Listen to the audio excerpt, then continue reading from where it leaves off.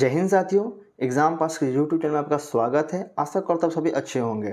तो आप सभी को पता है कि बीपीएससी की एग्ज़ाम जो है आपका कब है, तो 17 नवंबर को है। ठीक है, आपको बहुत सारे चैनल पे या टेलीग्राम चैनल पे आपको ये दिख रहा होगा कि एग्ज़ाम जो है एक पेपर में कटिंग आया था प्रभात खबर के नाम से। उसका एग्ज़ाम जो है उसमें लिखा गया है 17 दिसंबर को।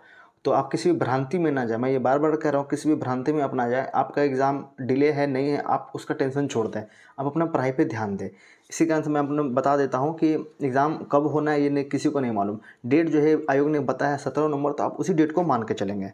ठीक है, तो उसी क्रम में हम लोग क्या करेंगे, तो हम लोग बीपीएससी को, आपको पता है कि बीपीएससी एग्जाम कब है, 17 नवंबर को। उसी क्रम में हम लोग इस चैनल पे, आपको पता है कि एडिटोरिया का टेस्ट सीरीज चला रहे हैं जो एक जुनून नाम से है। तो उसलिए हम लोगों ने पूरा कर लिया। उसमें 15 टेस्ट थे, हम लोगों ने उसे देख लिया है। चैनल पे जो है प्लेलिस्ट बना दिया गया है और डिस्क्रिप्शन में उसका लिंक भी डाल दिया गया है, आप जाकर वहाँ से देख लीजिए। साथ ही साथ एडिटोरिया ने एक नया टेस्ट एक और लॉन्च किया है, उसका नाम है अभ्यास करके। ठीक है, उसमें टोटल पूरा 10 सेट है। तो उसमें एक टेस्ट हो चुका है कोचिंग में, तो मैंने आपको एक जो है करा दिया है। उसके जो बाकी जो टेस्ट हैं, जैसे ही टेस्ट होगा तो मैं आपको तुरंत करा दूंगा। साथ ही साथ हम लोग इसी चैनल पे, आपको पता है कि बिहार दरोगा और बिहार पुलिस के लिए भी तैयारी करवा रहे हैं। तो उसमें भी एक डेली टेस्ट सीरीज अपलोड होता है, आप वो भी जाके देखिएगा। और एक और नया चीज़ ऐड हुआ है इस चैनल पे, तो आपको घटना चक्र का वीडियो मिलेगा मॉडर्न हिस्ट्री के लिए। ठीक है, क्योंकि आपको पता है कि मॉडर्न हिस्ट्री और साइंस से कितने क्वेश्चन आते हैं। तो मॉडर्न हिस्ट्री और साइंस के लिए आपको जो है, आपको इसी चैनल पे आपको घटना चक्र का वीडियो मिलेगा। साथ ही साथ अब आपके सामने एक नया चीज़ आ रहा है कि ये देख लीजिए, ये आपका है 7500 MCQ वस्तुनिष्ठ प्रश्न। किसका है, तो आप ये देखिए, ये बिहार का है, ये बिहार स्पेशल के लिए है। क्योंकि आपको भी पता है कि बिहार स्पेशल में कितने क्वेश्चन पूछे जाते हैं। करंट को अगर आप हटा दो तो बिहार स्पेशल से आपको 25 क्वेश्चन मिल जाते हैं, उसमें करंट जोड़ दो तो आपको 30 क्वेश्चन हो जाते हैं। इसी क्रम में हम लोग स्टार्ट करेंगे आज से बिहार वस्तुनिष्ठ। और ये किनके द्वारा है, तो ये डॉक्टर मनीष रंजन सर के द्वारा लिखा गया ये बुक है। ये काफ़ी अच्छा बुक है, मैंने इसे देखा है। और उसमें सीक्वेंस में लाइन बाय लाइन हर एक चीज़ अच्छा दिया गया है। MCQ के फॉर्म में है, ये 7500 MCQ है। तो हम लोग आज से इसी वीडियो को देखेंगे। ठीक है, आशा करो तो आपको ये वीडियो अच्छा लगेगा।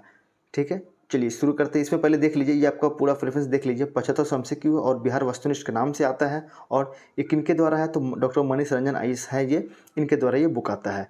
इसमें क्या है, इसका जो आपका फ्रंट पेज, आप उसे एक बार देख लीजिए, एक बार देख लिए। तो हम लोग क्या करेंगे, इस वीडियो को हम लोग डेली पार्ट बाय पार्ट देखेंगे। कहने का तात्पर्य ये है कि मान लीजिए पहला दिन इतिहास के स्रोत देख लिए, इसमें 3 से 8 पेज है, ये करा देंगे। उसके बाद आपको प्राचीन काल देखेंगे, उसके बाद आपको मध्यकालीन देखेंगे, उसके बाद आपको आधुनिक देखेंगे, ऐसे जैसे देखेंगे।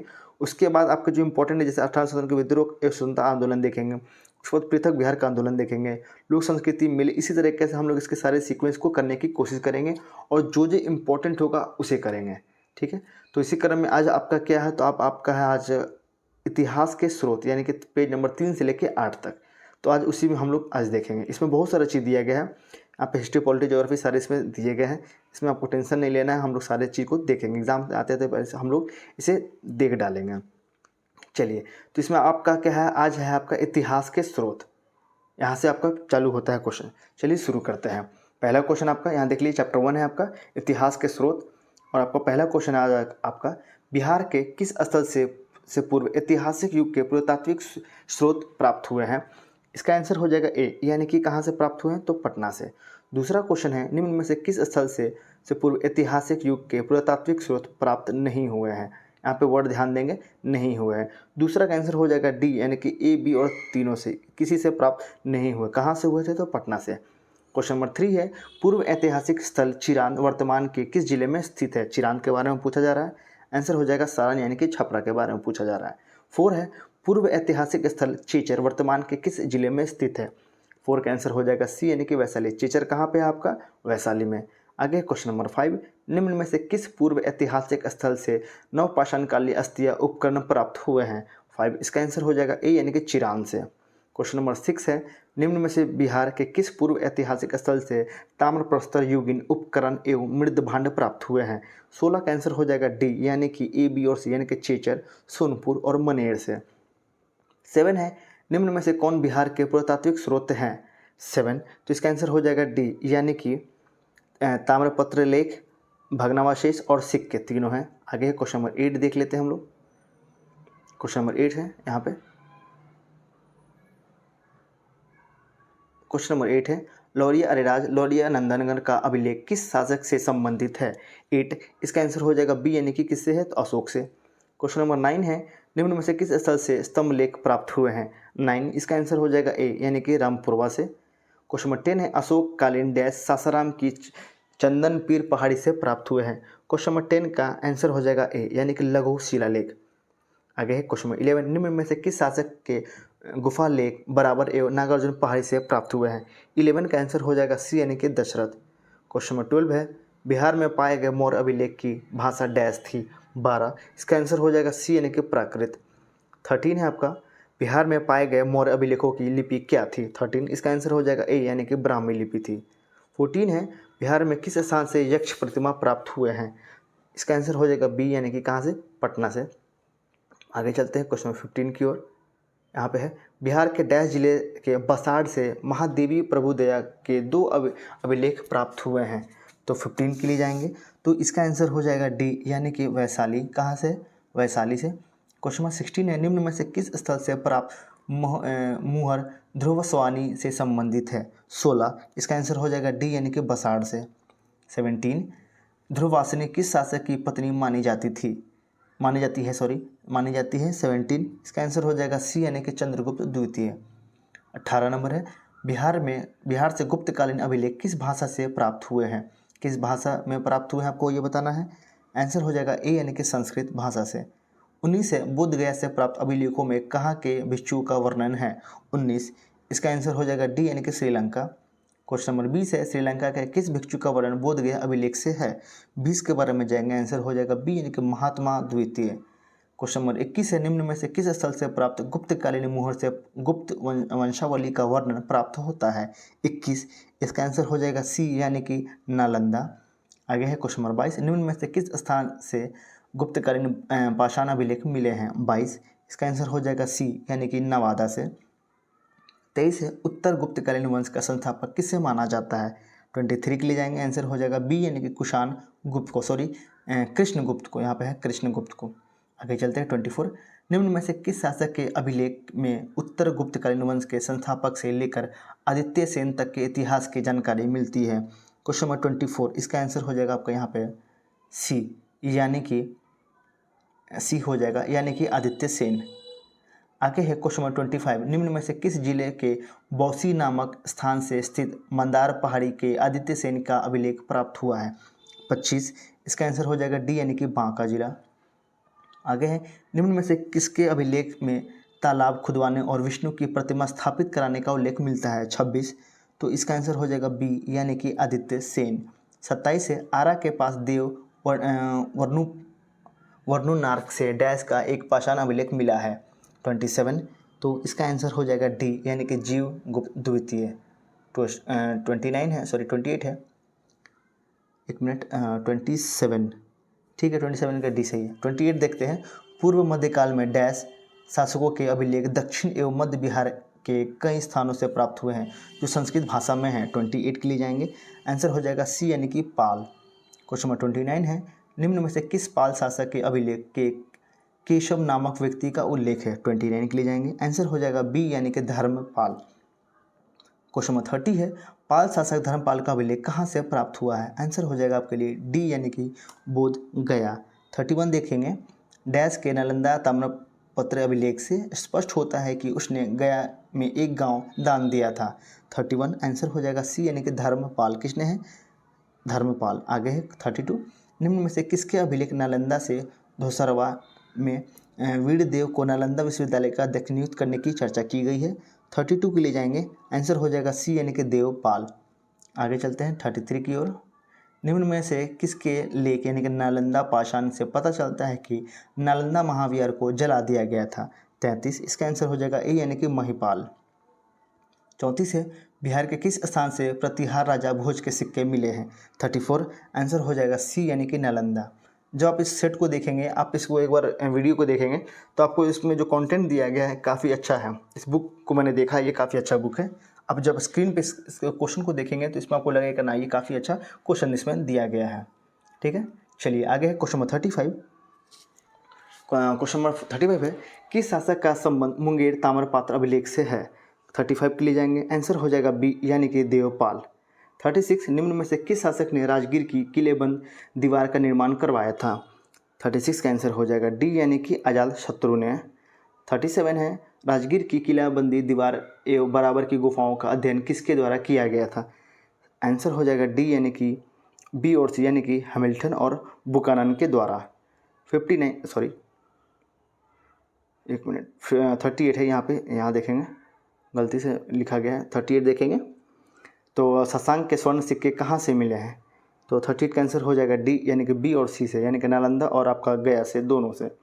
39 बराबर की पहाड़ी में अशोक एवं उसके पौत्र दशरथ द्वारा निर्मित गुफा का वर्णन किसने किया था। इसका आंसर हो जाएगा सी यानी कि मेजर किट्टो ने।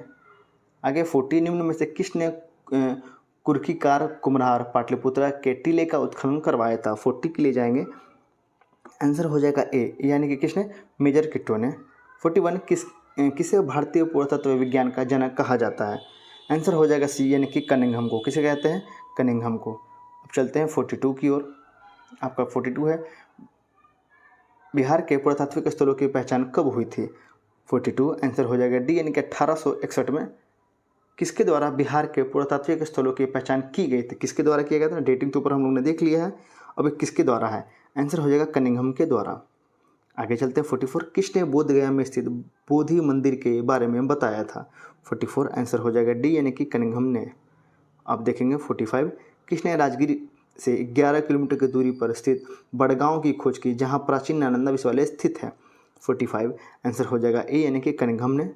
आगे चलते हैं 46 निम्न में से किस स्थान से कुमारगुप्त एवं स्कंदगुप्त का प्रसिद्ध पाषाण लेख मिला है। 46 आंसर हो जाएगा सी यानी कि नालंदा से। 47 है पटना विश्वविद्यालय में कब प्राचीन भारतीय इतिहास एवं पुरातत्व विभाग की स्थापना की गई थी। 47 का आंसर हो जाएगा बी यानी कि 1949 में। 48 है किसने 1950 में वैशाली एवं 1951 में कुम्हार का उत्खनन करवाया था। 48 इसका आंसर हो जाएगा डी यानी कि ए और सी दोनों ने, यानी कि खेदेव ने और डॉक्टर अल्तेकर ने। 49 राज्य पुरातत्व निदेशालय की स्थापना कब हुई थी। 49 आंसर हो जाएगा बी यानी कि 1962 में। 50 है जातक कथाओं का संबंध किस धर्म से माना जाता है। 50 इसका आंसर हो जाएगा बी यानी कि बौद्ध धर्म से। आगे है 51 जातक कथाओं में स्वर्ण सिक्के हेतु किस शब्द का प्रयोग हुआ है।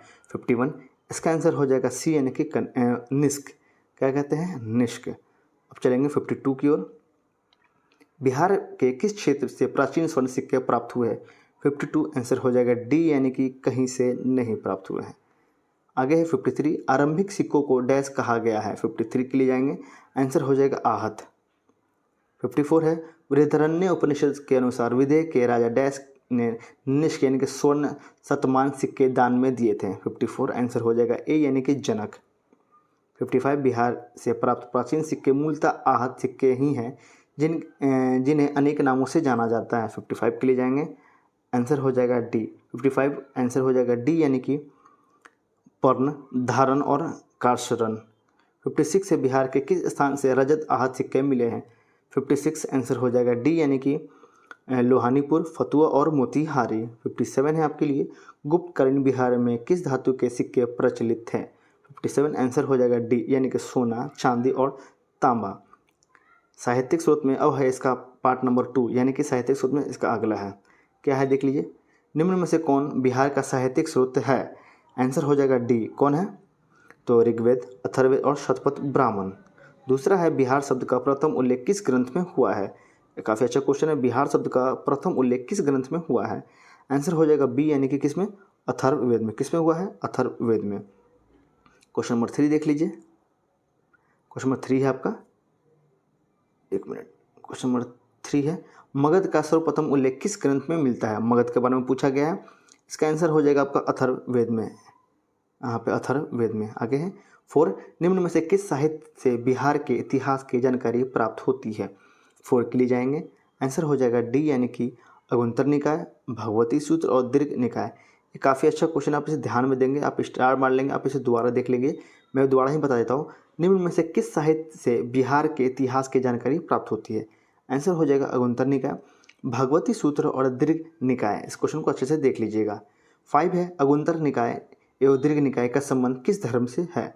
5 इसका आंसर हो जाएगा ए यानी कि बौद्ध धर्म से। 6 भगवती सूत्र का संबंध किस धर्म से है। आंसर हो जाएगा जैन से। 7 सर्वप्रथम महाजनपदों की जानकारी किस ग्रंथ से मिलती है? 7 के लिए आंसर हो जाएगा आपका डी यानी कि भागवती सूत्र और आपका अगुंतर निकाय से। 8 है महाजनपदों की कुल संख्या कितनी थी? तो आप सभी को पता है, तो इसका आंसर हो जाएगा सी यानी कि 16 महाजनपद। आगे बिहार में कुल कितने महाजनपद थे आपको वो बताना है। 9 है। इसका आंसर हो जाएगा बी, टोटल 3 थे। कौन कौन थे आप कमेंट में बताएंगे नीचे। उससे भी अगला क्वेश्चन उसी के बारे में है। चलिए क्वेश्चन नंबर 10 देख लेते हैं कि निम्न में से कौन बिहार स्थित महाजनपद नहीं है? तो अंग है, इसकी राजधानी चंपा है, मगध है आपको पता है, और वज्जी है। ठीक है, चलिए आगे 11 तबकातो नासरी के लेखक कौन है? 11 इसका आंसर हो जाएगा ए यानी कि मिनहाज उस सिराज। आगे चलते हैं क्वेश्चन नंबर 12 की ओर। निम्न में से कौन सी पुस्तक अब्बास खां सरवानी द्वारा लिखित है? आंसर हो जाएगा सी यानी कि तारीख ए शेरशाही। 13 निम्न में से कौन सी पुस्तक भारत में लिखित फारसी के प्रथम रचना है? 13 इसका आंसर हो जाएगा तबकाते नासरी। आगे है 14 निम्न में से कौन असत्य है आपको वो बताना है। 14 इसका आंसर हो जाएगा सी यानी कि रजुकुल्ला किताबुल हिंद, ये आपका गलत दिया गया है। 15 है निम्न में से कौन वकायत ए मुस्तकाकी के लेखक है? 15 आंसर हो जाएगा आपका बी यानी कि रजुकुल्ला। आगे है 16 निम्न में से कौन गुलाम हुसैन तबाताई की रचना है? 16 इसका आंसर हो जाएगा सी यानी कि सिया उल मुतकैरनी। 17 कीर्ति लता एवं कीर्ति पताका के रचनाकार कौन है? 17 इसका आंसर हो जाएगा डी यानी कि विद्यापति। कौन है? विद्यापति। अब चलेंगे 18 की ओर। निम्न में से कौन ज्योतिषवर की रचना है? 18 इसका आंसर हो जाएगा बी यानी कि वर्ण रत्नाकर। 19 रजनी रत्नाकर नामक पुस्तक के लेखक कौन है? 19 इसका आंसर हो जाएगा यहाँ पे आपके लिए सी यानी कि चंद्रशेखर। कौन है? चंद्रशेखर। 20 है निम्न में से कौन असत्य है आपको वो बताना है। इसका आंसर हो जाएगा डी यानी कि अबुल फजल बाबरनामा तुजुके बाबल, ये आपका गलत दिया गया है। बाकी सही है, आप देख लीजिए, बाकी सही दिए गए हैं। 21 निम्न में से कौन अकबरनामा के लेखक हैं? 21 तो 21 का आंसर हो जाएगा सी यानी कि अबू फजल। अकबरनामा किसके द्वारा है? अबू फजल के द्वारा। 22 निम्न में से किसकी रचना इंडिका है? 22 इसका आंसर हो जाएगा डी यानी कि मेगास्थनीज के द्वारा इंडिका लिखा गया था। निम्न में से किसका संबंध यूनान से है? 23 के लिए जाएंगे, आंसर हो जाएगा सी यानी कि मेगास्थनीज का। 24 निम्न में से किसका यात्रा वृत्तांत बिहार के लिए साहित्यिक स्रोत माना जाता है? 24 इसका आंसर हो जाएगा डी यानी कि हेनसांग, फाहियान और एत्सिंग। निम्न में से किसने मुगल काल में बिहार की यात्रा की थी? 25 आंसर हो जाएगा डी यानी कि जॉन मार्शल, पीटर मुंडी और मनुची ने। 26 है निम्न में से किस यूरोपीय यात्री का यात्रा वृत्तांत बिहार के इतिहास का साहित्यिक स्रोत है? 26 आंसर हो जाएगा डी यानी कि रॉल्फ फिंच, एडवर्ड टेरी और मॉनरे। ये आपका यहाँ पे समाप्त हो गया। अब आने वाले आपको चैप्टर में क्या मिलेगा यहाँ पे देख लीजिए, उत्तर ये दिया गया है। अब आने वाले चैप्टर में आपको इसका मैं अगला दिखा देता हूँ। चलिए ये देख लीजिए प्राचीन काल। और हम जो इसका जो पार्ट 2 देखेंगे, मैं क्या करूँगा एक प्लेलिस्ट बना दूंगा पहले आपका, ठीक है। उसके बाद मैं सीरियल वाइज इसका वीडियो डालूंगा, जैसे कि पार्ट 1, पार्ट 2, पार्ट 3 करके ऐसे हम लोग वीडियो डालेंगे। उसमें मैं हेडिंग में डाल दूंगा जो आपने हम लोगों ने पढ़ा साहित्यिक स्रोत, सबसे ऊपर यही रहेगा साहित्यिक स्रोत। अब दूसरा चैप्टर पढ़ेंगे तो हम लोग उसमें देखेंगे प्राचीन काल। अब अगला चैप्टर जो हम लोग देखेंगे उसका नाम हेडिंग में डाल देंगे ताकि आपको देखने में सहूलियत हो। एक बार में इतना लंबा वीडियो बनाना पॉसिबल भी नहीं होता है और आपको देखने में भी दिक्कत होगा, तो हम लोग क्या करेंगे पार्ट बाई पार्ट देखेंगे। अगर आपको लगेगा कि मुझे साहित्यिक स्रोत पढ़ना है तो ठीक आप पढ़िएगा। अगर आपको स्किप करना है, स्किप करके डायरेक्ट बौद्ध काल पे चले जाइएगा, डायरेक्ट आप मौर्य काल पे चले जाइएगा, डायरेक्ट आप जैनिज्म में पढ़ लीजिएगा, डायरेक्ट आप बुद्धिज्म में पढ़ लीजिएगा। इसी तरह से ये वीडियो इस फॉर्मेट में बनाया जाएगा, ठीक है। आशा करता हूँ आपको ये वीडियो अच्छा लगा, तो प्लीज़ वीडियो को लाइक कीजिएगा और इस चैनल को सब्सक्राइब कीजिएगा और साथ ही साथ अपने दोस्तों से ज़रूर शेयर कीजिएगा ताकि उनको भी इस चीज़ का लाभ मिल सके, क्योंकि एग्ज़ाम जो है काफ़ी नज़दीक आ चुका है, ठीक है। अगर आपको किसी चीज़ का PDF चाहिए तो टेलीग्राम आप ज्वाइन कर लीजिए, वहाँ पे PDF आपको अगर होगा तो प्रोवाइड करवा दिया जाएगा। जैसे कि एडिटोरियल का टेस्ट सीरीज का PDF वहाँ प्रोवाइड कराया जाता है। साथ ही साथ आपको बिहार दरोगा और बिहार पुलिस के लिए जो इस चैनल पे जो डेली टेस्ट सीरीज होता है उसका PDF अगर किसी को चाहिए हो तो वो भी प्रोवाइड करवा दिया जाता है, ठीक है। इस कारण से आप टेलीग्राम को ज्वाइन कर लीजिए और जो लोग भी नए आ रहे हैं वो खास करके इस चैनल को सब्सक्राइब कर ले, क्योंकि ये काफ़ी हेल्पफुल होने वाला है आप सभी के लिए, ठीक है। तब तक के लिए धन्यवाद, जय हिंद।